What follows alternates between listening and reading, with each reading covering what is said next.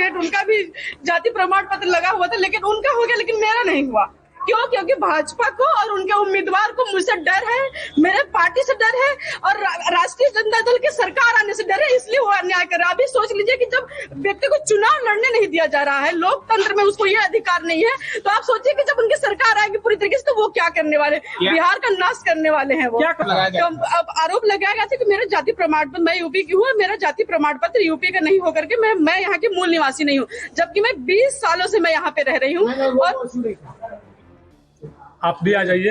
नहीं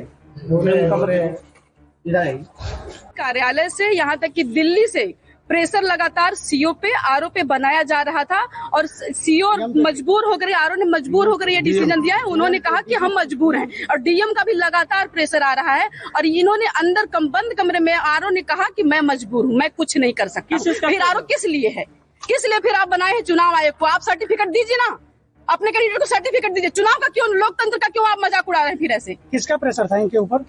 भाजपा का प्रेशर है, अमित शाह का प्रेशर है, मोदी जी का प्रेशर है, किसका प्रेशर नहीं है? और कैमूर डीएम का भी प्रेशर है। इन्होंने खुद अपने मुख से कहा है, इस बात की मेरे पास रिकॉर्डिंग नहीं, लेकिन इन्होंने कहा कि मैं मजबूर हूँ। आगे क्या करेंगे? उन्होंने कहा कोर्ट जाइए, तो कोर्ट जाएंगे, बिल्कुल कोर्ट जाएंगे हैं और वो काम नहीं करते हैं, तो वो चाहते हैं कि हमारे अगेंस्ट कोई ना लड़े, बस एक छत्र हमारा राज हो। तो फिर आप ले आइए ना, लोकतंत्र को खत्म कीजिए, संविधान को खत्म कीजिए, वो भी बताइए जो उन्होंने जो संविधान को खत्म कीजिए। और उनका देखिए, और उनका भी जो पेपर जमा हुआ है उसमें उन्होंने जो जाति प्रमाण पत्र दिया है वो चुनाव डेट से पहले हो जाना चाहिए, जबकि उन्होंने 13/10/2025 का संगीता जी की बात कर रही हूँ, भाजपा जो अभी प्रत्याशी है। कब जमा की है? वो उनका सर्टिफिकेट बना हुआ 13/10/2025 का बना हुआ है, जबकि उससे पहले होना चाहिए। कैसे उनका हो गया? नोटिफिकेशन से पहले का होना चाहिए। मैंने बोला आवेदन भी दिया है मैंने, हाँ, लेकिन वो भाजपा से, इसलिए उनकी सुनवाई नहीं होगी। अरे किसी की नहीं सुनवाई होगी, अगर भाजपा के नहीं है, भाजपा सपोर्टर नहीं है, तो आपकी कोई सुनवाई नहीं होने वाली है। आप पत्रकार भी है ना, आप मजबूर रहेंगे उनकी तारीफ करने के लिए। जिस दिन अगेंस्ट में लिखना शुरू कर देंगे, कैमरा माइक सब चला जाएगा आप लोग का, ये समझ लीजिए। लेकिन आप लोग भी मजबूर हैं, आप उनकी ही बातें दिखाएंगे। मैं जानती हूँ इस बात को बहुत अच्छे से कि आप उनकी बातों को दिखाएंगे, उनकी ही तारीफों के पुल बांधेंगे। सही के लिए अगर आज पत्रकार खड़े हो जाए सही के लिए, तो फिर उनका कुछ भी चलने वाला नहीं है। सिर्फ पत्रकारिता उनको इतना महत्व दे रही है। आप लोग लोकतंत्र की रक्षा कीजिए, लोकतंत्र की अगर रक्षा नहीं करेंगे तो आप लोग भी कहीं के भी नहीं रहेंगे। मैं ये बात बता रही हूँ आपको यहाँ से। कल हम स्कूटी में आए थे, तो मुझे आज का डेट दिया गया था जाति प्रमाण पत्र को लेकर, और जब हम आज गए हियरिंग के लिए, तो सबसे पहले उन्होंने कहा कि हमने रिजेक्ट कर दिया है आपका और कुछ नहीं कर सकते। फिर भी मेरे वकीलों ने जबरदस्ती उनको कहा कि जब आप लिए हैं, टाइम दिए हैं, तो आपको सुनना पड़ेगा।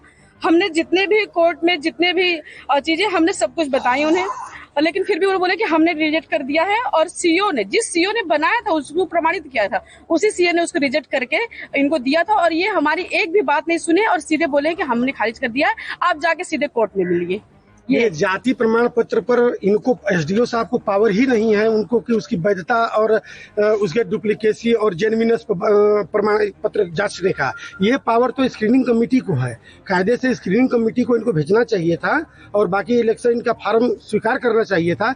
स्क्रीनिंग कमेटी का जो फैसला होता आता उसके बाद निर्णय होता। जीता हुआ आदमी चुनाव कोर्ट में नहीं हारता है, हो जाता, लेकिन उनको कुछ सुनना ही नहीं था।